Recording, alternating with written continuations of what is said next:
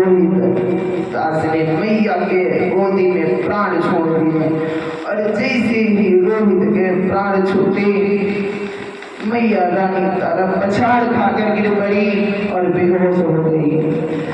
थोड़ी देर बाद मैया को होश आया है तो मैया रोकर बोली है, बेटा तुम्हारे सिवा मेरा इस दुनिया में कोई नहीं है। पहले तो मेरा राज्य बांट गया, मेरे पास एक तू ही सहारा था और तू भी मुझे छोड़कर चला गया। और मैया रोती हुई बोली है, बेटी की लाश को गोद में लिया और रोती हुई बोली है, हरी ललानी का बोल सुनाई दे। मैया होकर कह रही है क्या, हरी ललानी का बोल सुनाई दे, कहाँ पे तो दसी गयो कालो नाग ललानी का बोल सुनाई दे।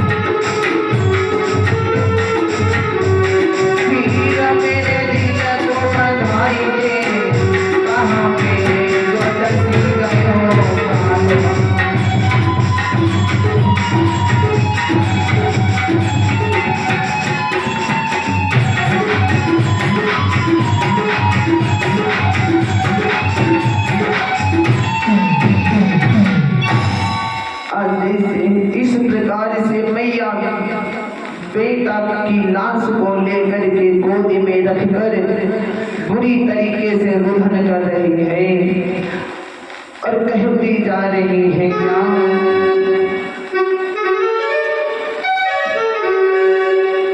क्या कहती है मैया, विधाता मैंने तेरा क्या बिगाड़ा है, इतने दुख मुझे क्यों दे रहा है। और मैया बोली है, बना क्यों बिगाड़ा रे नसीबा, ऊपर वाले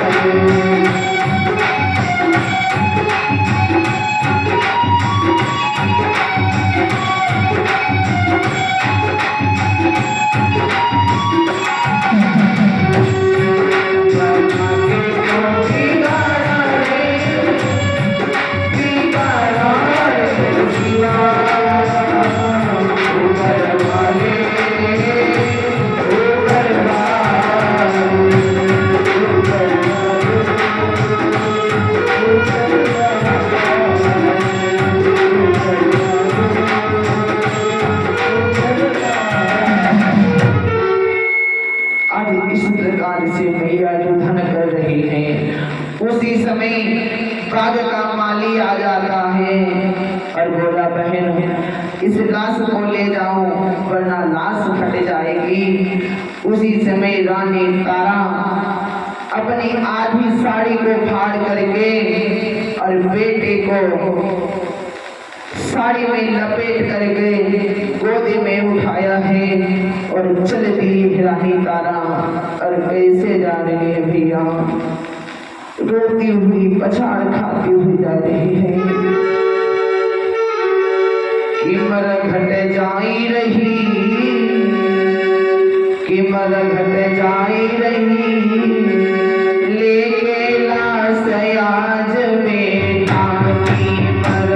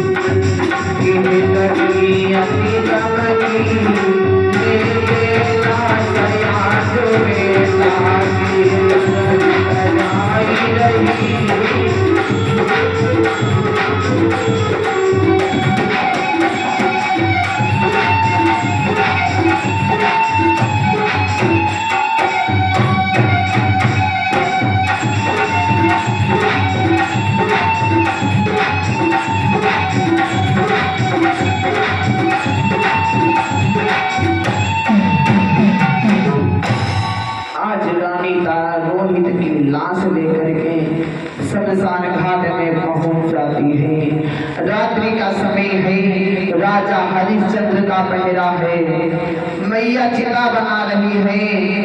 वैसे ही राजा हरिश्चंद्र चिल्ला करके बोले, अरे भाई इस शमशान घाट में कौन है? इसका नियम नहीं जानता कि मैं कर का टका लिए हुए किसी को लाश जलाने नहीं देता। और उसी समय राजा हरिश्चंद्र उस लाश के पास में आ जाते हैं और देखा रानी तारा को राजा के होश उड़ गए। बोले, रानी तारा तुम यहाँ क्या कर रही हो? उसी समय रानी तारा ने रो कर करके कहा, अरे स्वामी, जो ये लाश देख रहे हो ये आपके बेटे की लाश है। उसी समय जैसे ही इतना राजा हरिश्चंद्र ने सुना, कुछ देर के लिए चुप हो गए। ऐसे ही धर्म का ध्यान आया। बोले, रानी किसका बेटा? कौन बेटा? अगर आप लाश को जलाना चाहती हो तो मुझे कर का टका दे दो और लाश जला दो। उसी समय रानी तारा ने रो करके कहा, स्वामी, मैं आपको कर का टका कहाँ से दूं? मेरे पास कुछ भी नहीं है। उसी समय राजा हरिश्चंद्र कहने लगे, यदि कर का टका नहीं दे सकती हो तो लाश को ले जाओ, मैं लाश को जलाने नहीं दूंगा। और उसी समय रानी तारा ने रो करके कहा, भैया क्या कहा? अरे हम पे विपदा पड़ी, पिया तुम कफन के भूखे,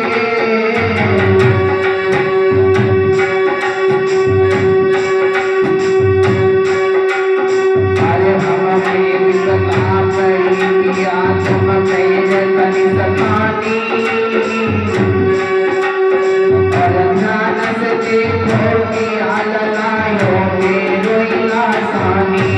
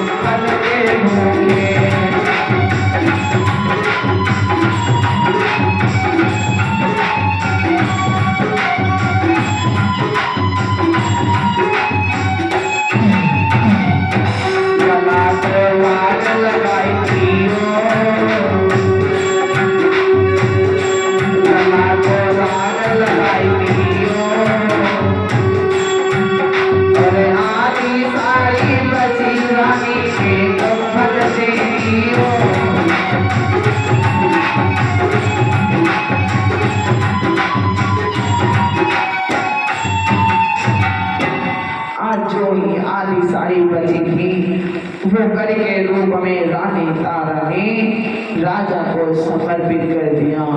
आज रानी के तन पे वस्त्र नहीं रहा, क्योंकि एक ही साड़ी थी और आधी साड़ी में बेटे को लपेट लिया और आधी साड़ी मरघट में राजा हरिश्चंद्र को करके टका में दे दिया।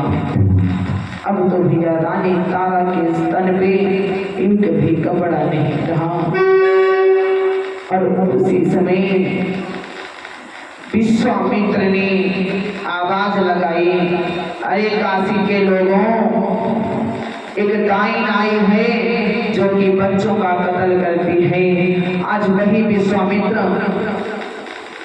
जो कि राजा को फकीर बना दिया, वही विश्वामित्र जाकर के काशी नगरी में आवाज लगा दी, ऐ काशी के लोगों, काशी नगरी में एक डाइन आई है, वो बच्चों का कत्ल करती है। और जैसे ही काशी के लोगों ने विश्वामित्र की बात सुनी, वैसे ही रानी तारा के पीछे पड़ जाते हैं और रानी तारा को पत्थरों से मारने लगते हैं। और रानी तारा भागती हुई क्या हुआ? और भैया संसार में सबसे बड़े दुख तो ये ही है, बताया गया सबसे बड़े 4 दुख हैं भैया जीवन में। क्या है भैया? अरे भूमि हरण भैया, पुत्र सौ के और यह सबसे बड़ी दुख है। रानी तारा रात्रि के वक्त आज मैया के मठ में घुस जाती है, उसी में छुप कर देखी क्या हुआ। हरि क्वारी कर्म में लिखो, हरि सती के मठ में घुसी आई,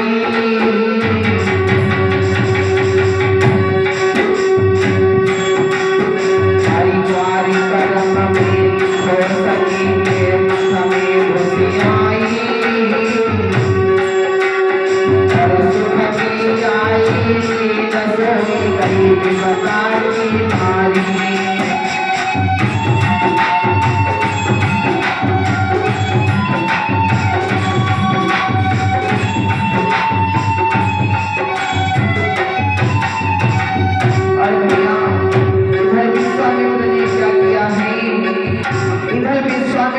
काशी नगरी में जाकर के एक बच्चे को उठा लिया और क्या किया? अरे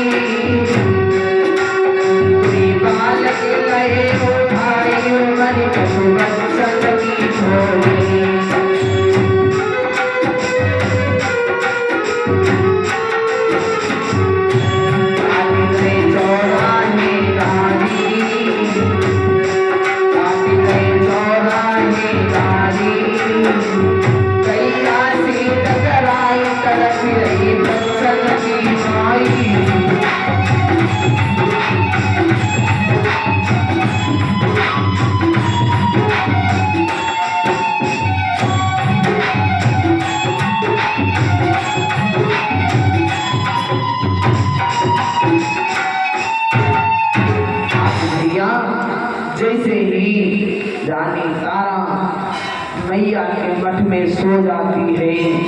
उसी समय क्या हुआ, मुनि ने काशी नगरी में बच्चों की चोरी कर ली और वो बच्चों को काट करके रानी तारा के पास में डाल देते हैं। और जैसे ही काशी के लोगों ने जाकर मंदिर को घेर लिया, अरे इसके अंदर तो डाइन है, वैसे ही कालू भंगी को पता चला तो उसने राजा हरिश्चंद्र को बुलवाया और बोला, राजा से कहता है,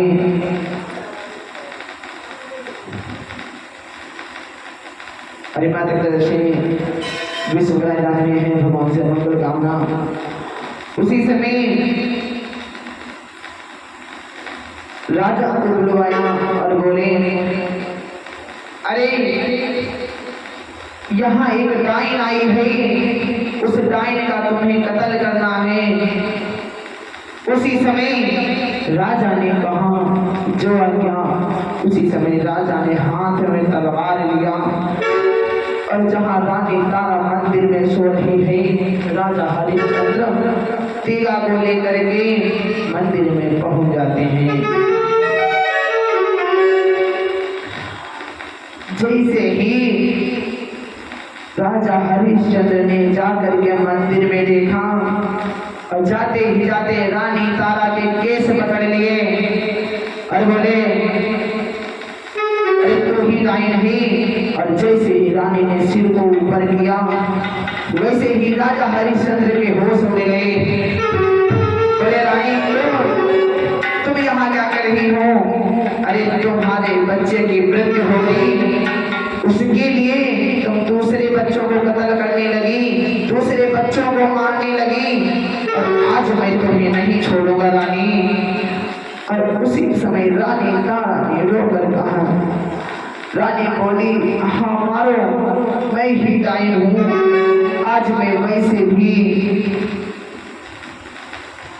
ये दुख भोग रही हूँ। उसी समय राजा ने क्रोध में आकर के तलवार को हाथ में लिया, बोले, रानी तारा, आज मैं तुम्हें कदापि नहीं छोड़ूंगा।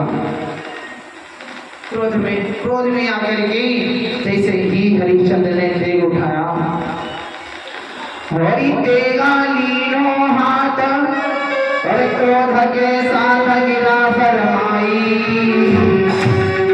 कोई दीन जानी सो मारी रे, तो डाइनी है हत्यारी।